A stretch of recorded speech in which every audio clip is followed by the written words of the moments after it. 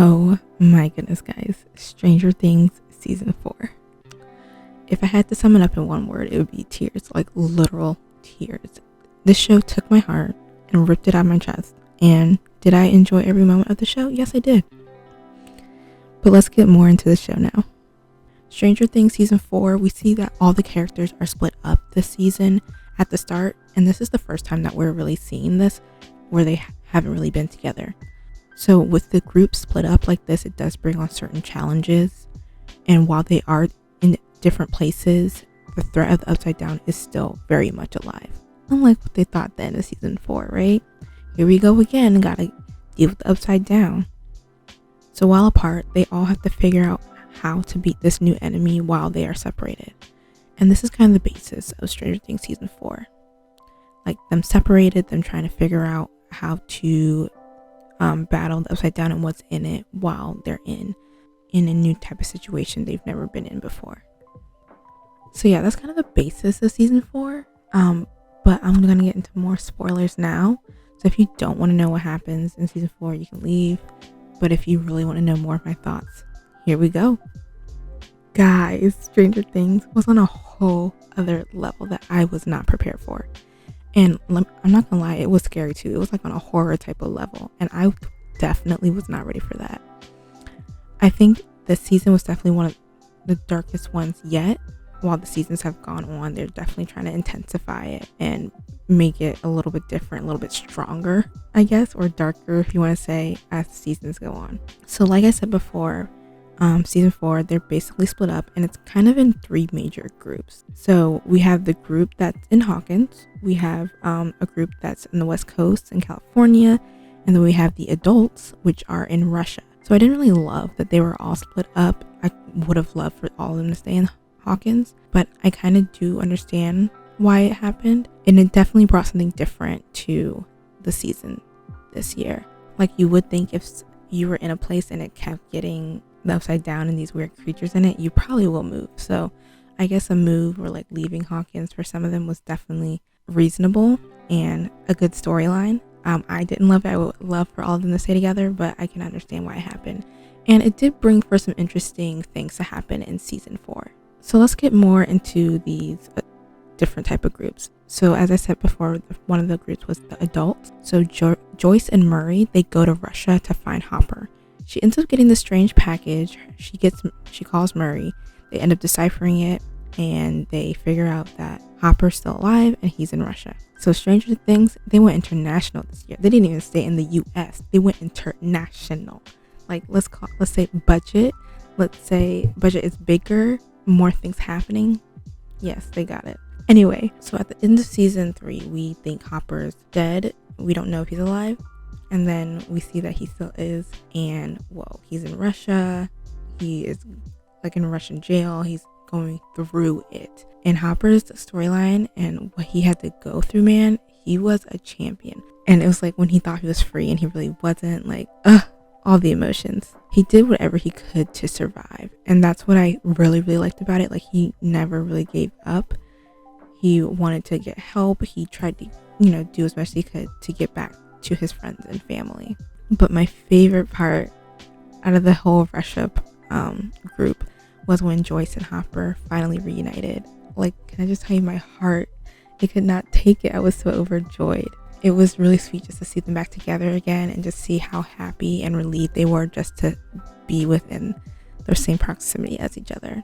I am a Hopper and Joyce shipper, and so when they finally kissed, I was so happy. I've always wanted Joyce and Hopper to be together, and finally when they got the chance to be together, yes, it's what we've all been waiting for. But yeah, I really like the Russia storyline with the adults and seeing Hopper, what he had to go through, and even seeing Joyce and Murray's journey to try to get to him and them working together to get out and back to their kids and back to Hawkins. Okay, so the next group of people I'm going to talk about were the ones on the West Coast. So on the West Coast, we had Jonathan, we had Eleven, we had Will, and then we also had Mike. He wasn't there the whole time, but he was there through the majority of the seasons when he came to visit Eleven. And we also had a new character named Argyle. He's a friend of Jonathan's and he works at a pizza shop. So Mike, Jonathan, and Eleven, they're all, they moved to California and they're on the West Coast and they're in a new school. And Eleven's really having a hard time. She's struggling. She isn't doing the best in school and she's also getting bullied there as well. So that's really sad. Literally everything this girl has gone through. She has to deal with bullying like ridiculous. And she also does not have her powers. That is also something she needs to be accustomed to and try to live a different life that she's not really used to. So when Mike comes to visit, he doesn't know Eleven's having a hard time. She kind of painted this perfect life she's been having in the West Coast. And it doesn't really dawn on him what is actually going on until they go to this roller rink. She's embarrassed and bullied big time. I don't know, like, did people really do this back in the day? And I was like, probably did. At the skating rink, Eleven was bullied in front of everyone, was humiliated in front of everyone. And that was the last straw for her. And she took a skate. She's like, I'm done. She took a skate and bust this girl upside her head with the skate. And the girl started bleeding, of course, because 11 hit her hard. And I was like, I bet she wished she didn't bully her then, right? So yeah, 11 kind of got angry. Understandable. She was embarrassed in front of everyone at that roller rink. And this girl had been bullying her. And now she's bleeding. And so then the police come and take 11. But then she gets an offer to help her get her powers back and to also help her friends in Hawkins who are in trouble. And she takes the offer. So 11's on her way to go get her powers back. Mike, Jonathan, Will, and Argyle aren't really sure why she's taken away. So they don't really know everything that's going on. And so they're trying to save her and trying to find her. So they go on a mission to try to find 11 and to save her from whoever the bad guys are that took her. So like I said, 11 was trying to get her powers back. And this is where, the guy named Papa, he's back. And I'm like, ooh, 11, I'm sorry. So he kind of helps her try and get her powers back. And she kind of revisits memories from her past when she was back in that like institution, hospital area, like from the first season when she was living there, and with all the other kids that were there too.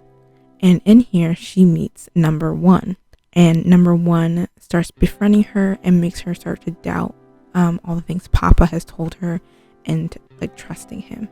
So yeah, we see 11 going through that and going back in her memories and kind of a lot of trauma she had gone through and how this journey is going to help her get her powers back to defeat this greater evil in Hawkins.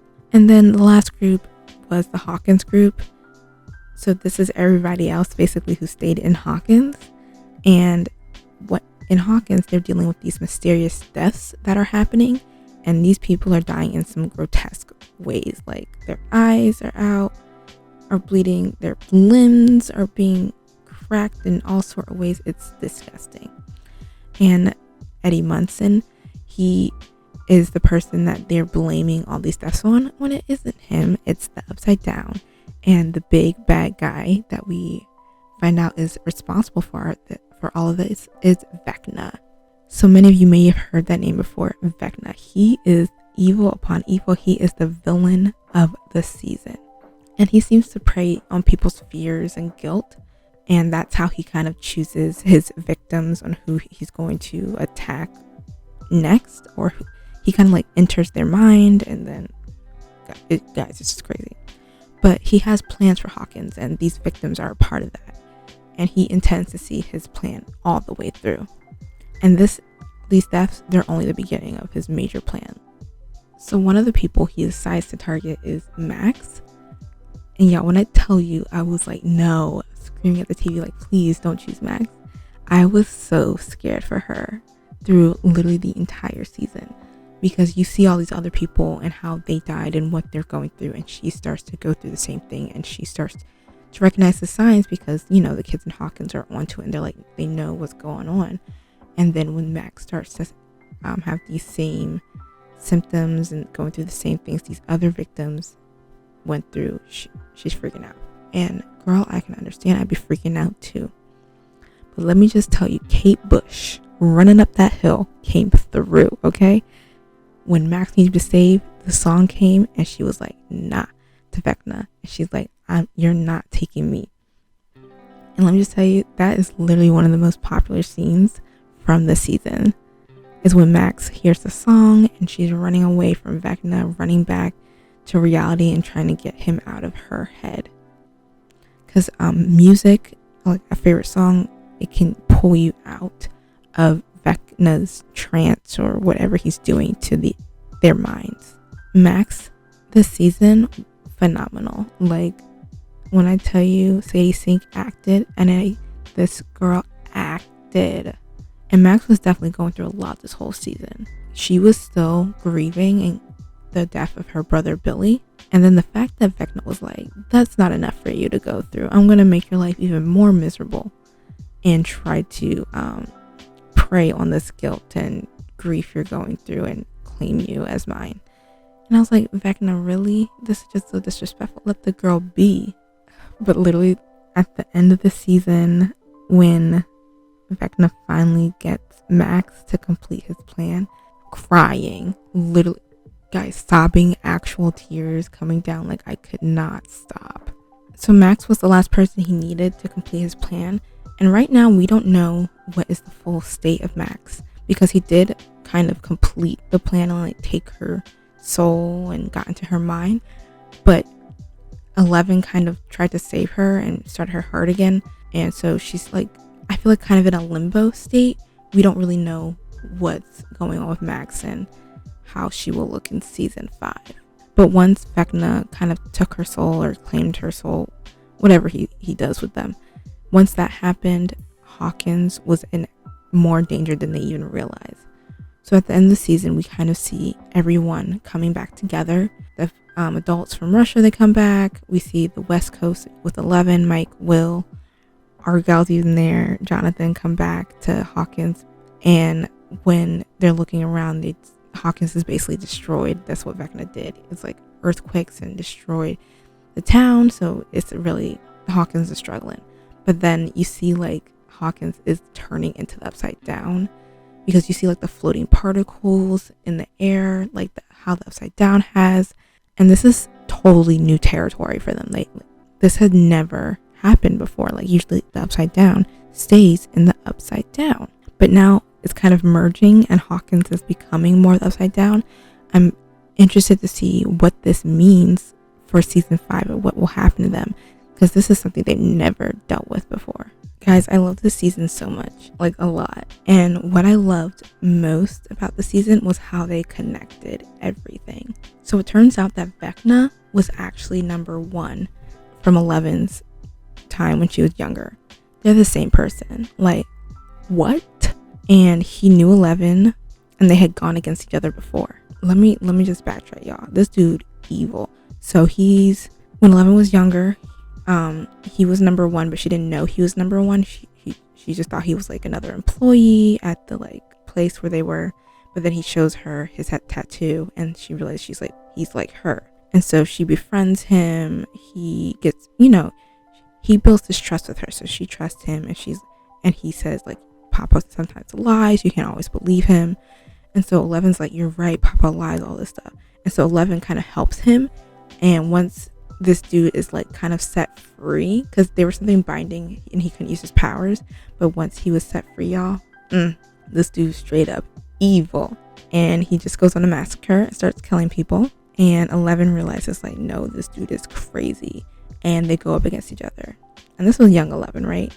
11's like, nah, you're not gonna do this anymore. Banishes him and kind of puts him in the Upside Down. She basically kind of, I don't know if the Upside Down already existed, but it probably did, but she like kind of banished him there. I guess all this time he was just building up his revenge. He's like, okay, this is where I'm meant to be. This is where I was meant to rule. And everything was him. The Demogorgon, the Mind Flayer. It was all him. He was controlling all of them. So now we see the big bad guy that was the root cause of everything that bad that had happened in Hawkins. And the way they just tied everything together with his storyline when he was younger, how he knew 11, and then all the evil and bad things from previous seasons. I thought that was just so creative and good. And I was like, wow, I didn't see it. I saw like, I was like, okay, I think number 1, something special with him, but I didn't see all of what they were doing. And I just thought it was like, kudos. I thought it was great. But yeah, this season was top tier. I loved every minute. Was I scared? Yes. Did I cry? Of course. But it was just really good. Overall, great season. And they definitely like upped it up, took it up another level. So I'm Interested to see what they do for season 5. And if you didn't already know what I rated this show, 5 stars. I absolutely loved it. 5 out of 5. So great. I don't know how I feel about the Steve and Nancy thing. And I know this is probably an unpopular opinion because people really want Steve and Nancy to get back together. I'm just like, Nancy, if you want to explore somebody else, you need to tie up loose ends with Jonathan. That's how I'm feeling. So I don't know how I feel about her and Steve just because of the history and how he like treated her before. And I know he's changed, so like I shouldn't judge him on how he was before, but like I don't know. I don't know how I feel about Steve and Nancy is right now. Maybe season 5 I'll change my mind. But right now I'm not 100% sure how I feel about Steve and Nancy. But yeah, this show was really good, guys. If you haven't seen it, what are you doing? Go watch it. It was really good. It was great. All 4 seasons are currently on Netflix. If you have seen season 4 of Stranger Things, what did you think?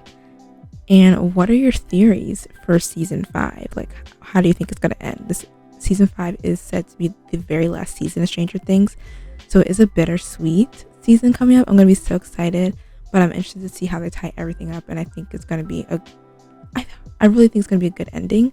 I'm just hoping there's not going to be a lot of deaths because I don't think my heart can handle anymore. So I hope you guys enjoyed this little recap and review of Stranger Things. If you're interested in any more TV content, feel free to check out my website. I'll link my blog below. You can go follow me on social media as well. I have Twitter, Facebook, Pinterest, and I just started Instagram if you want to go check that out. Feel free to follow me on any of those. And I hope you guys have a good rest of your day, week, month, and hopefully a good rest of your year. And until next time, bye.